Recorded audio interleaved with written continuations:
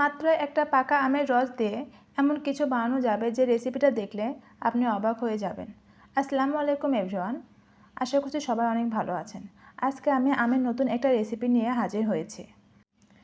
এই রেসিপিটা অনেক বেশি সুইট আর খেতেও অনেক বেশি টেস্টি হয়েছিল। আশা করছি আজকের রেসিপি আপনাদের কাছে ভালো লাগবে। এখানে আমি একটি পাকা আম নিয়েছি। এখন আমের খোসা ছাড়িয়ে নেব।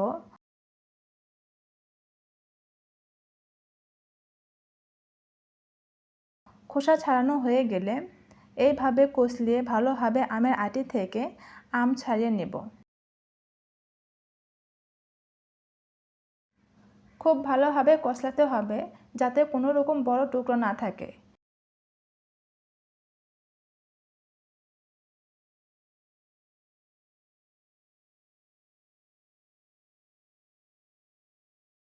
এখন এর মধ্যে দিয়ে দিচ্ছি হাফ কাপ লিকুইড দুধ। একটু ঘন দুধ নিলেই ভালো হবে। 1 কাপ নিয়ে নিচ্ছি আটা। আপনারা চাইলে আটার পরিবর্তে ময়দাও ব্যবহার করতে পারেন। আর দিয়ে দিচ্ছি হাফ চা চামচ বেকিং সোডা, স্বাদমতো লবণ। প্রথমে 2 চা চামচ গুঁড়া দুধ দিয়ে দিচ্ছি, পরে আবারও 1 টেবিল চামচ গুঁড়া দুধ অ্যাড করেছি। আর এখানে একটু সুইট করার জন্য দিয়ে দিচ্ছি পরিমাণ মতো চিনি। আম যদি বেশি মিষ্টি থাকে তাহলে চিনি স্কিপ করতে পারেন। এখন সবগুলো একসাথে ভালোভাবে মাখিয়ে নিচ্ছি। অল্প অল্প করে নিয়ে ভালোভাবে মাখাতে হবে যাতে আমের রসের সাথে ভালোভাবে মিশে যায়। এখানে একটি স্মুথ ব্যাটার হয়ে যাবে।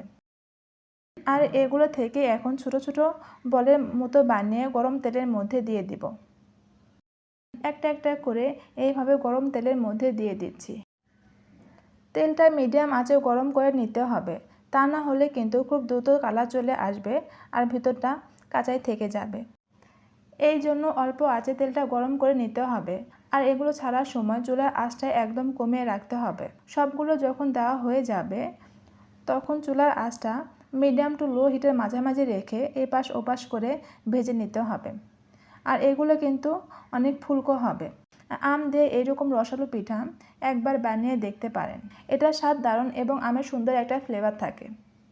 এক পাশে হয়ে গেলে অন্য পাশে উল্টিয়ে দিচ্ছি। দারুণ একটা কালার আসবে। পাকা আমের যেরকম একটা কালার থাকে ঠিক সেই রকম একটা কালার আসবে এটা ভাজার পর। পাকা আমের রস দিয়ে বিকেলের জন্য এই জাতীয় সহজ আর কোনো রেসিপি হতে পারে না। আর এটা খেতেও অনেক বেশি টেস্টি হয়েছিল। আর একবার বানালে বারবার বানানোর রিকোয়েস্ট আসবে। ছোটো বড়ো সবাই অনেক বেশি পছন্দ করবে। উপরে দারুণ একটা কালার চলে এসেছে। এই পর্যায়ে তেল ছড়িয়ে উঠিয়ে নিচ্ছি। মাত্র 1 কাপ আটা দিয়ে বিকেলের জন্য এইরকম রসালো পাকা আমের বড়া বা পিঠা বানিয়ে নিতে পারেন। অনেক বেশি তুলতুলে হয় এই পিঠাগুলো খেতে। আশা করছি আজকের রেসিপি সহজ লেগেছে। প্রতিনিয়ত রেসিপি পেতে পেজে ফলো করতে ভুলবেন না। এখন চলুন একটি ভেঙে দেখাচ্ছি কতটা তুলতুলে হয়েছে আর দেখতেও অনেক বেশি লোভনীয়।